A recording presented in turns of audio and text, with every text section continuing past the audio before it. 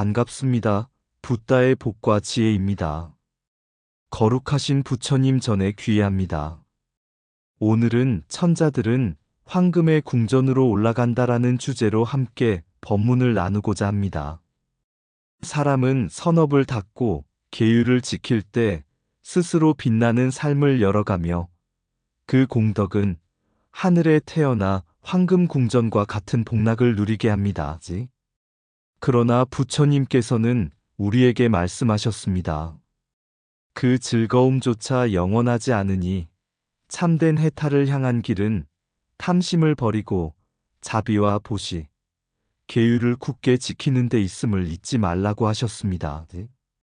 오늘 이 시간 함께하는 모든 분들이 부처님 가르침을 마음 깊이 새기고 하늘의 쾌락을 넘어서 해탈의 길을 향해 나아가는 지혜를 얻으시기를 발언합니다. 자, 그럼 천자들은 황금의 궁전으로 올라간다. 그 여정을 함께 해볼까요?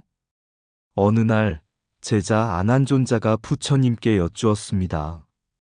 세존이시여, 살생을 멀리하고 도둑질을 하지 않는 사람은 어떤 복을 얻게 됩니까? 부처님께서 말씀하셨습니다. 선한 일을 해치지 않고 남의 것을 탐내지 않는 자는 스스로 맑고 고요한 마음을 지니게 된다. 그런 이는 목숨을 마친 뒤 하늘에 태어나 황금으로 장엄한 궁전에 오르리라. 그곳에서 그는 꽃과 새의 노래를 듣고 향기로운 바람 속에 기쁨을 누리며 5가지 즐거움을 한없이 맛볼 것이다. 그러자 한 제자가 다시 물었습니다. 세존이시여, 그렇다면 그 복은 영원합니까? 부처님께서는 미소 지으시며 말씀하셨습니다. 하늘락도 또한 인연 따라 생겨난 것이니 마침내는 다함이 있느니라. 진정한 길은 복락에 머무는 것이 아니라 탐욕을 여의고 지혜와 자비로서 해탈을 향하는 것이다. 황금 궁전은 사라지나 바른 마음은 영원히 꺼지지 않느니라. 그 말씀을 들은 제자들은 황금 궁전의 즐거움보다 탐심 없는 청정한 마음을 더 귀히 여기게 되었다. 옛날 사위국의 한 마을에 마음이 선한 청년이 있었습니다. 그는 농사일을 하며 살아갔지만 밭에 기어다니는 벌레조차 일부러 해치지 않았습니다. 어느 날 이웃이 그를 비웃으며 말했습니다. 그깟 벌레 하나쯤은 밟아 죽여도 무슨 상관이 있겠는가? 네가 그렇게 조심한다고 세상이 달라지겠느냐? 청년은 미소 지으며 대답했습니다. 작은 생명이라도 살리고자 하는 마음이 곧 나를 지켜줍니다. 오늘 그 벌레를 살린 것은 내 마음을 살린 것이지요. 또 다른 이웃은 탐심을 이기지 못해 남의 곡식을 훔치려 하였습니다. 청년은 그를 말리며 이렇게 가르쳤습니다. 남의 곡식을 훔친다면 잠시의 배고픔은 채울 수 있을지 모르지만 그 마음은 도둑질의 업을 쌓아 어둠 속으로 이끌 것입니다. 정직한 땀의 결실이야말로 참된 기쁨이 됩니다. 그는 부처님 가르침대로 살생과 도둑질을 멀리했을 뿐 아니라 남의 악행을 보면 가만히 있지 않고 부드럽게 권하여 선한 길로 이끌었습니다. 세월이 흐르고 그는 세상을 떠났습니다. 그 순간 그의 마음은 맑고 한 점 거리낌이 없었고 그 공덕의 힘으로 황금빛 궁전이 가득한 하늘나라에 태어났습니다. 천녀들이 꽃을 뿌리며 맞이하고 온갖 음악이 울려 퍼지는 세계였습니다. 그러나 부처님께서는 이를 보시고 제자들에게 말씀하셨습니다. 너희가 보았느냐? 계율을 지키고 남을 선으로 인도한 자는 하늘에 태어나 크나큰 즐거움을 얻는다. 그러나 그것이 최종 목적은 아니다. 선업은 해탈의 길을 밝히는 등불일 뿐, 진정한 깨달음은 탐욕을 떠난 청정한 마음에서 비롯된다. 작은 생명을 살리는 것은 곧 자신의 마음을 살리는 것이다. 남의 것을 탐하지 않는 마음이 가장 큰 재물이다. 살생을 멀리하는 이는 자비의 하늘에 머무른다. 도둑질을 하지 않는 이는 청정한 기쁨을 얻는다. 남의 악행을 말리고 선으로 이끄는 것은 최고의 보시이다. 한 마리 벌레를 살리는 공덕이 큰 세계를 밝힌다. 탐욕을 버린 마음은 황금 궁전보다 더 빛난다. 생명을 존중하는 자는 스스로 존귀한 존재가 된다. 도둑질하지 않는 삶은 해탈의 길을 여는 첫걸음이다. 작은 선행을 실천하는 자는 큰 복락을 누린다. 선업은 하늘의 즐거움을 열어주고 지혜는 해탈을 완성한다. 살생과 도둑질을 멀리하는 마음이 곧 정토의 문이다. 남을 선으로 인도하는 것은 자신을 해탈로 이끄는 길이다. 계율을 지키는 삶은 천상락보다 귀한 보배이다. 하늘의 궁전은 언젠가 사라지나 청정한 마음은 영원히 빛난다. 옛날 어떤 수행자가 있었습니다. 그는 평생을 바르게 살고 살생을 멀리하며 늘 남을 도와주는 마음으로 보시를 실천했습니다. 세속의 눈으로 보자면 큰 부귀를 누린 것은 아니었지만 그의 마음은 언제나 밝고 맑았습니다. 그가 목숨을 마친 뒤 업의 힘에 따라 천상세계에 태어났습니다. 그곳은 인간 세상에서는 상상하기조차 어려운 보배로운 풍경이 가득했습니다. 만영천의 숲에는 온갖 꽃이 사계절 시들지 않고 만발했으며 벌과 새들은 사람의 귀에 음악처럼 들리는 노랫소리를 내며 춤추듯 날아다녔습니다. 연못은 황금빛 물결을 이루고 일곱 보배로 장엄된 궁전은 그 빛이 찬란하여 어둠이 있을 수 없었습니다. 천자는 그 속에서 5가지 쾌락을 누리며 살았습니다. 눈은 아름다운 광경을 보고, 귀는 청아한 음악을 듣고, 코는 향기로운 꽃내음을 맡고, 혀는 미묘한 맛을 즐기고, 몸은 부드러운 감촉에 둘러싸여 있었습니다. 그러나 부처님께서는 제자들에게 이렇게 말씀하셨습니다. 천상의 즐거움이라 하여도 그것은 영원한 것이 아니니라. 꽃이 시들듯, 음악이 멈추듯, 보배로운 궁전도 언젠가는 무너진다. 쾌락은 덧없고 탐착은 다시 윤회의 사슬을 이어가게 할 뿐이다. 그러나 그대가 이 모든 것을 바른 눈으로 본다면 그 풍경조차 깨달음의 길을 돕는 거울이 되리라. 이 말씀을 들은 제자들은 깨달았습니다. 천상의 풍경은 단지 과보로 얻는 즐거움일 뿐, 그것에 집착하면 다시 떨어지게 됩니다. 하지만 그것을 인연 따라 잠시 누리되 그 속에서 무상을 보고 더 큰 지혜로 나아간다면 천상조차 해탈의 길로 들어가는 문이 될 수 있음을 알게 되었습니다. 천상의 꽃도 시들고 인간의 즐거움도 사라지니 무상을 알 때 참된 눈이 열린다.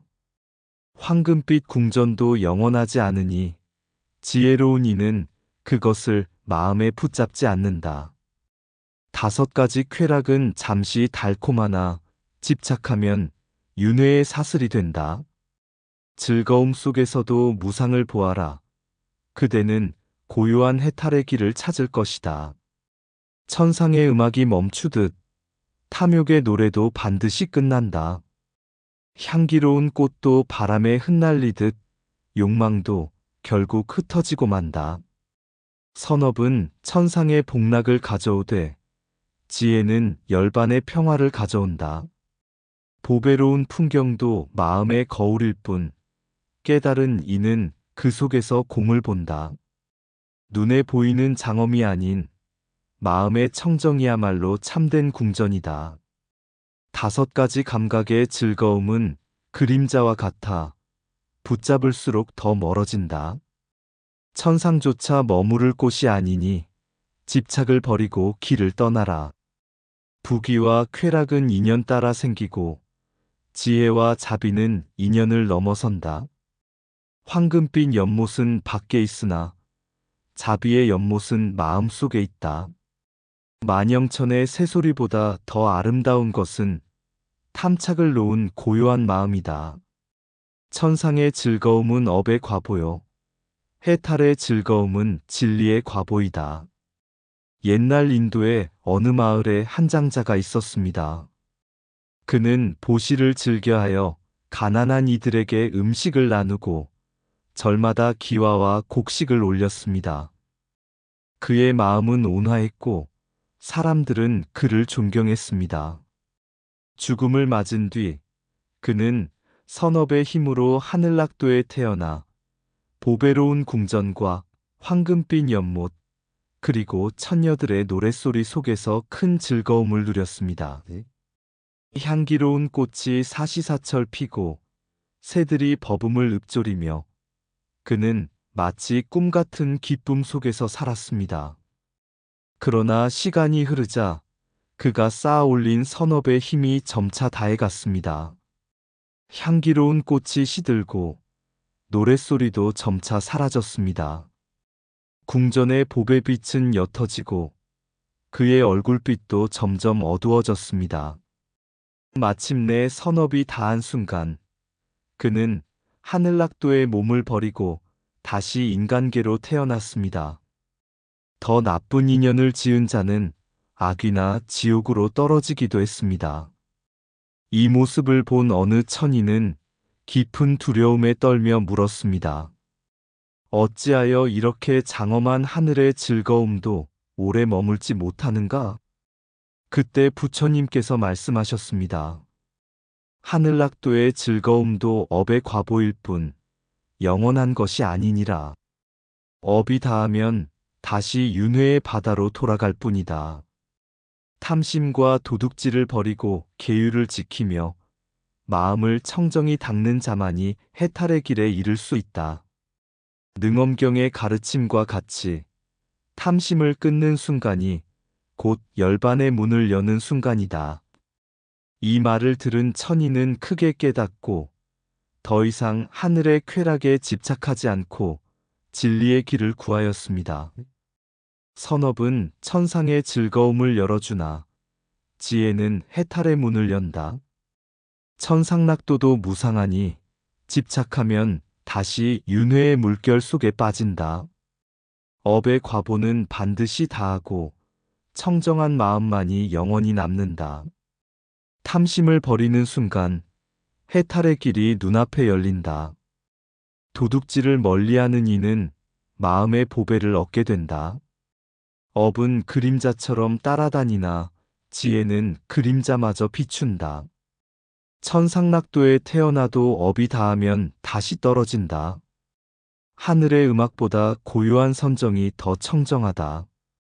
향기로운 꽃보다 탐심 없는 마음이 더 향기롭다. 하늘락도의 즐거움은 인연의 과보, 열반의 즐거움은 진리의 과보이다. 계율은 해탈의 기둥이요, 탐심은 윤회의 사슬이다. 작은 악업이라도 버리면 큰 고통을 피할 수 있다. 선업의 힘은 즐거움을 주되 지혜의 힘은 자유를 준다. 윤회의 길은 끝이 없으나 탐심을 끊으면 길이 사라진다. 능엄경의 가르침을 따르는 이는 하늘락도조차 초월한다. 어느 날 제자들이 부처님께 물었습니다. 세존이시여, 선업을 닦아 하늘에 태어나면 그것이 곧 해탈이 아닙니까? 부처님께서 말씀하셨습니다. 하늘락도의 즐거움은 선업의 과보일 뿐 해탈이 아니니라. 꽃이 피면 반드시 지고 달이 차면 반드시 이지러지듯 업의 과보 또한 다하면 사라지게 된다. 그러므로 하늘의 즐거움도 오래 머물지 못하고 다시 윤회의 길로 떨어질 뿐이다. 제자들은 깊이 숙연해졌습니다. 부처님은 다시 이르셨습니다. 만일 참된 해탈을 구하고자 한다면 탐심과 도둑질 같은 미세한 악을 버려야 한다. 계율을 지키고 마음을 맑게 하며 지혜로서 무상을 관찰할 때라야 비로소 윤회의 고리를 끊을 수 있다. 이것이 능엄경의 가르침이며 열반으로 나아가는 바른 길이니라. 그 말씀을 들은 대중은 비로소 알았습니다. 천상락도의 즐거움조차 잠시 머무는 인연일 뿐, 집착을 버리고 청정한 마음을 지닐 때만이 참된 자유에 이른다는 것을.